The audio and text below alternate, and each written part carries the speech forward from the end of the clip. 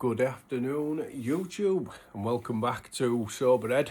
And in this video, we're going to be looking at step 2. Came to believe that a power greater than ourselves could restore us to sanity. You'll have seen a previous video on step 1, how our lives were unmanageable and we were powerless over substances. The second step in recovery is accepting that we're insane, basically, and coming to believe that a power greater than what we are can restore us to sanity. And again, the video is to take you through my experience, to share my experience with you. Hopefully it resonates with you. Hopefully somebody will get something from it.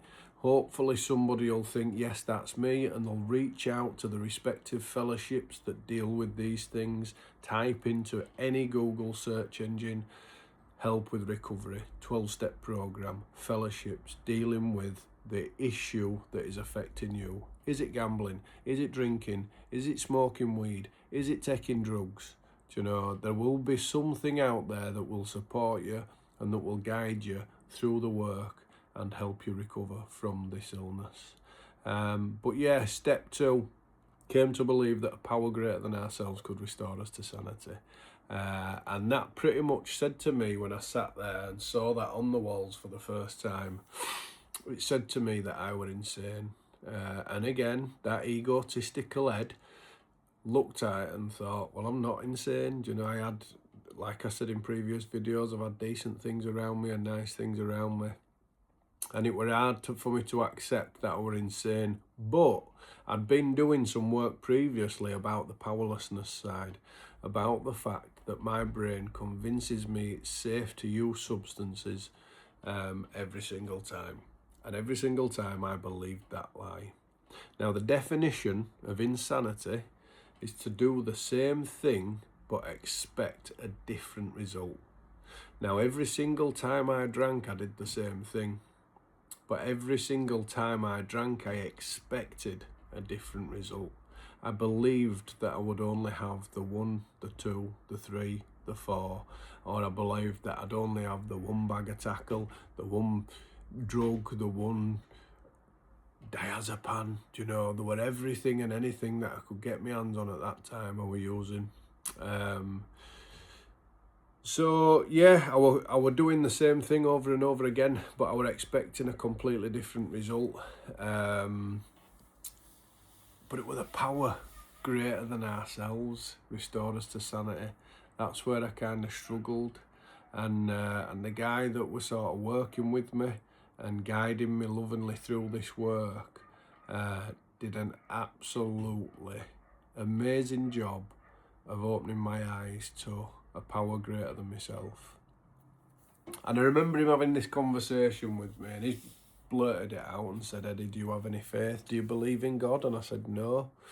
And I told him about a couple of instances in my life where I'd sort of promised to this God that I didn't believe in, that if you made my child better, I'd believe in you, and I'd stop drinking and I'd tidy my life up. And when I fell on my ass with finances, I'd pray to a God that I didn't believe in and say, "Oh, help me out in this situation, and I'll become a better person and stop doing all these terrible things." But when I were asked and challenged with the question, "Do you believe in God?" I said no. And I did have a really, really unhealthy relationship with God. Like, I like to clench my fist at heaven when things were going wrong in life, but when things were going right in life, it were all down to me. I were the one to be thanked. All the glory were going to go to me for that. So I had this really unhealthy relationship with a higher power, with a God. And my sort of guide and mentor that took me through the work said, it pointed out that nowhere does it say God. He asked me if I believed in God, but it says a power greater than ourselves. So we started to have a look at what a power greater than ourselves is, and this was the bit that sort of really opened my eyes. See, I did go through this world thinking that I could beg, borrow, steal, cheat, manipulate, lie, and take whatever I wanted from whoever I wanted. I had this mentality of, you scratch my back, I'll scratch yours. I lived in a transactional world where if you did something for me, I'd do something back for you, but I didn't do anything for free. Even though many a times I cut money out of my own pocket trying to please people.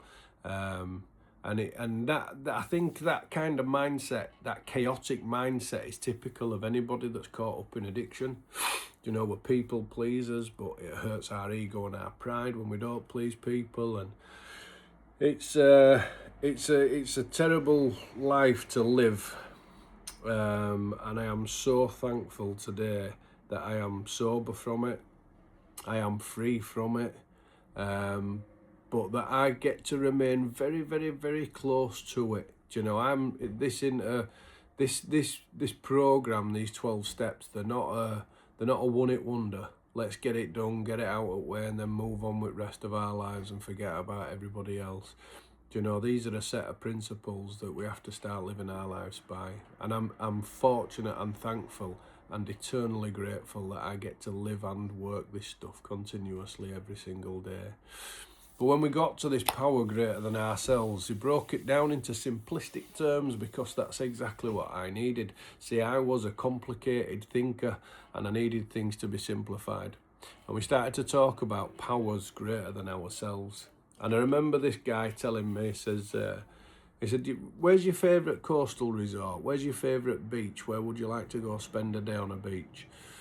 And I said, well, I'm from north of England, so I'd like to spend my day on a beach at Whitby. There's a coastal town called Whitby. And I'd like to sit on beach there. And he went, right, I want you to imagine that you're now sat on that beach. So I said, right, I'm following. I can do this. Do you know, it's simple. I can do it. He says, I want you to imagine you sat on that beach. And I want you to imagine that the tide's coming in. So I'm like, right, I can imagine that. Yeah, tide's coming towards me. And he just looked at me and he said, stop the tide. And I started to think like an addict. I started to think like somebody that had all the power and all the knowledge. And I started to think, if I got a big excavator and dug a huge hole, then the tide would fall into the hole and I'd have stopped the tide. And he just laughed at me and he said, stop it. He said, stop it. He said, that tide will come in, it'll fill that hole up. It'd swallow that excavator and it'd keep coming in, wouldn't it? And I said, yeah, it would. He said, so you can't stop that, can you? And I said, no, I can't. And he says, well, there's the first power, Eddie, that's far greater than what you are. And it humbled me up immediately. But he moved on. He said, stop a river and hold its flow for 10 seconds and then let it go again. I said, I won't be able to do it. Jump in River Thames and stop the Thames flow. Dry half at River Thames up for 10 minutes and then let it go again. I said, I can't do it. He said, so that's another power that's far greater than what you are, isn't it? And I started to laugh. Do you know, I started to realise things were sinking in that, wow, we've just identified two. He says, I'm going to work tomorrow, Eddie. He says, and it's forecast rain. He says, can you make sure it's dry where I am? And I said, I can't. And he said, well, that's another power that's far greater than what you are. And all of a sudden, in a 5-minute conversation, this man who were 22 years clean from substances had managed to change my entire outlook upon God and upon a power greater than myself. And I could accept for the very first time that there are things out there far greater and far more powerful than I will ever be.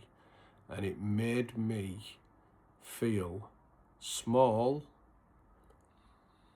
not insignificant, but it sort of put me in my place a little bit, you know, and I started to realise that they're not the only powers that are greater than what I am. There are lots of other things out there, Do you know, 10 or 15 people together, they're now a power greater than what I am. Do you know? So it was amazing how simple the program is. And it is a simple program for complicated people, and that's exactly what I was. That is exactly what I was, a complicated person that thought he had the answers for absolutely everything. But I'd accepted that I were insane when it came to alcohol and to substance. I'd accepted that there were a power out there that were greater than what I am. And I'd accepted that I could now move on to step 3, which will be a completely different video. But like I've said, I hope somebody gets something from this. I hope it helps to save one more life. And if it does, it were all worthwhile doing. So until the next video, take care of yourselves. Keep sharing, keep commenting. Let's discuss this stuff. Let's help one another out. It's a fellowship. It's a journey. We're all in this together. All walking one another home. Take care.